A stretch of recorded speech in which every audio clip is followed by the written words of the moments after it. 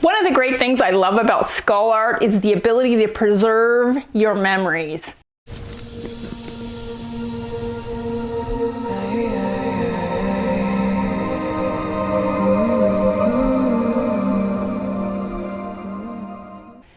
I went to West Texas 2 years ago to meet a girlfriend of mine to go on a pig hunt. It was my first time ever doing that, driving across the state solo, meeting somebody I'd never met before, and going on a crazy pig hunt. It was fantastic. I didn't harvest a pig, and even if I did, I wasn't sure that I was gonna bring that stinky skull all the way home. But when I was there, I found a little hog skull way in the brush. It had been damaged by rodents and some animals, I don't know, maybe a coyote or whatever, but I picked up that skull, put it in my backpack.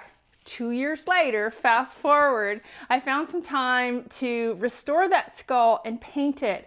And I made this cool little art piece from that skull. If you can check out all those colors and the pattern for that skull. I used the Fordite method. If you don't know the Fordite method, check out my video up above, and I'll put a link in the description. It's kind of a how-to video on how you can use the Fordite method to paint skulls and create really beautiful, unique pieces of art. In this one, I modified my approach to the Fordite method. I didn't do layers of the same paint. I did 2 types of paint layers, and then I did 1 brown top coat. So it created a different appearance. I also use masking tape to mask off the teeth so that they're their natural color. I can't stand it when you see an animal and the teeth are just completely bleached white. That doesn't look, it just looks odd to me. So I use masking tape so that the teeth would stand out but not be weird. And I think it came out really neat. You might not like the color scheme, which is fine, to each their own. You can pick out your own color scheme and do this kind of a technique to create a really interesting and unique piece of art with your skulls, whether they're from an animal you harvested or a skull you found in the field. It's a really neat conversation piece. So in this video, I'm going to walk you through the steps. I'm not going to do too much talking about it because I have done a how-to video, which you can check out, but you'll get the idea.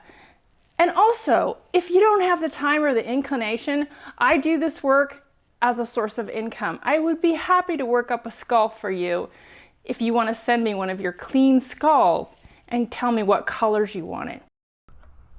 This skull was in bad shape. The dark coloration on the skull are fatty deposits and dried tissue. Pig skulls contain a lot of fat or grease, and it's imperative to remove all of the grease, otherwise the paint will not adhere to the skull, and over time the skull will turn various colors where the fatty deposits are located. The skull was also damaged by rodents, with part of the skull cap and cranial ridge missing. In order to remove the grease, I flash boiled the skull in soapy water, then soaked the skull in a 40% solution of peroxide for a couple of days. I let the skull dry and repeated the process until all the visible grease deposits were gone. I repaired the skull using an epoxy clay. I used a universal primer as the first coat of paint. Once that was dry, I started applying layers of paint. Layers upon layers of paint. I modified the Fordite method for this particular skull by using a top coat that was not included in the underlayers of the paint, which gave this color pattern a really unique twist.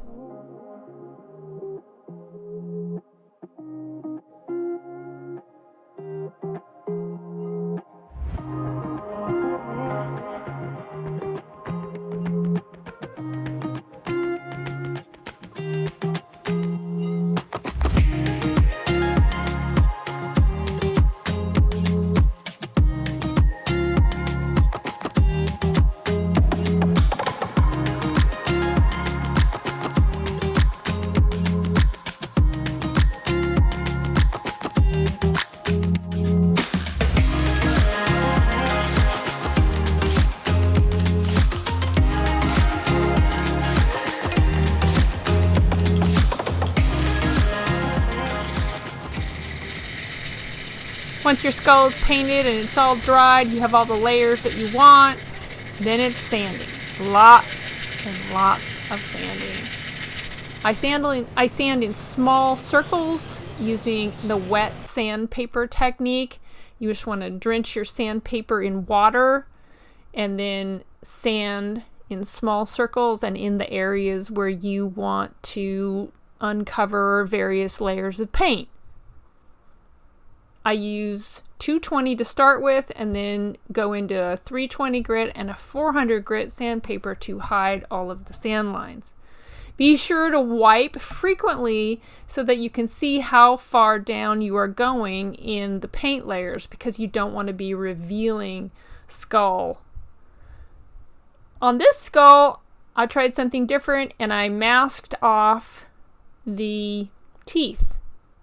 And then at the end of the process, the entire process, I removed the spray paint, I removed the masking tape, and then with my Exo blade, just kind of cleaned up any of the paint that squeezed around some of the masking tape. The technique worked awesome. It's something I'm going to use in the future for sure.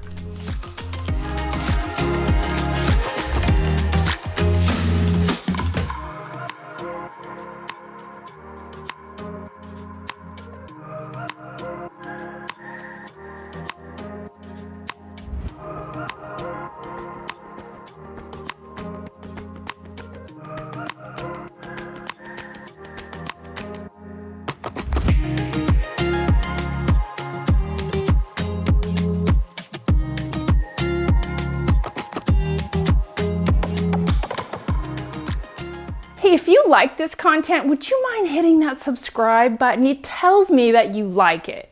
Or leave me a comment if you don't want to subscribe. I'm not into building a huge subscribership base and monetizing this channel. That's not me. But it does tell me that you like this content. So you leave me a comment, hit the subscribe button. Either way, let me know if this is something that you would like to continue to see, because I work on skulls pretty regularly. And I realize this art form isn't for everybody. That's pretty cool to me. So thanks for watching.